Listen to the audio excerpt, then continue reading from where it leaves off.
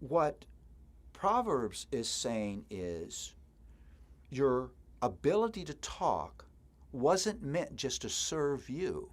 It was meant to serve your neighbor.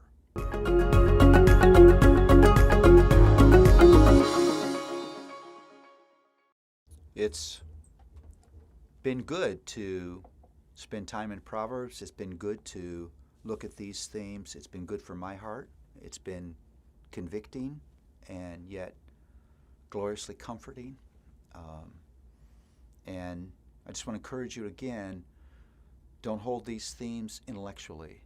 Stand before them as if they're a mirror. You don't have to be afraid of anything that the Proverbs will reveal, because there's nothing that could be known, revealed about you that hasn't been covered by the person and work of the Lord Jesus Christ.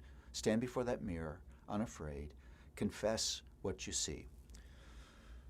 Well, the next theme is love of neighbor. You just don't have to read long in the Proverbs to see that every Proverbs is rooted in one of the two great commands. Let me say that again. Every proverb is rooted in the two great commands. If you took the two great commands as columns on a piece of paper, you could write every proverb under one of those two columns. Proverbs is a practical application in every area of life of what it means to love God and love your neighbor. In fact, you could argue, if you just take the second great command, that Proverbs is a wonderful unpacking, a wonderful portrait of that command to love my neighbor. If you want to know in detail what it looks like to love your neighbor, run to Proverbs. You'll get all kinds of practical advice on what that looks like. So Proverbs has much to say about, at street level, what it means to love your neighbor. And one of the things that's interesting, one of the points of focus of neighbor love is the use of your tongue. It's your talk.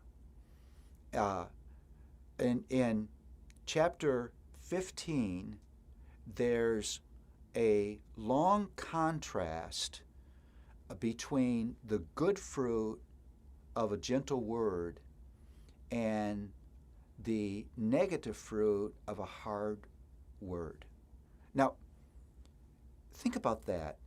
What Proverbs is saying is your ability to talk wasn't meant just to serve you.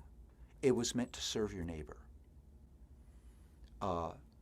You talk in an other-centered way, knowing that you have great power to influence a person by your words. Think about this. You can say something horribly mean and a person begins to cry. You haven't hit them, you haven't touched them, but you have created something inside of them that actually creates a physiological response just by words. You can sit next to a discouraged person and say loving, kind, encouraging words and literally lift a person's heart. So the proverb says, if you want to love your neighbor, watch what you say.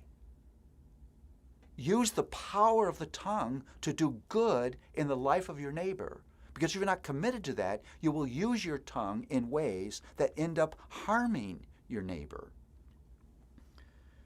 You can't read the Proverbs without encountering the fact that love of neighbor is revealed in the things that you say, the way you use this powerful ability to talk. But there's one other thing that Proverbs does, Proverbs 15:14 does, is it makes a connection between the heart and the mouth. And that immediately propels us to Luke 6, that says, Jesus speaking, he says, it's out of the heart that the mouth speaks. My use of the tongue, whether it's selfish or loving, is not a mouth problem, it's a heart problem.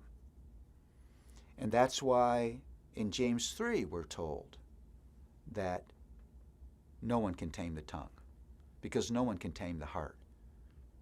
there we run for God's grace and say, won't you make me a person who loves my neighbor by the use of my tongue? What does that look like? Well, Ephesians 4:29 says this, let no corrupt talk come out of your mouths, but only such as good for building up, as it fits the occasion, that it may give grace to those who hear. May God give us grace to use our tongues as instruments of grace, instruments of love in the lives of others.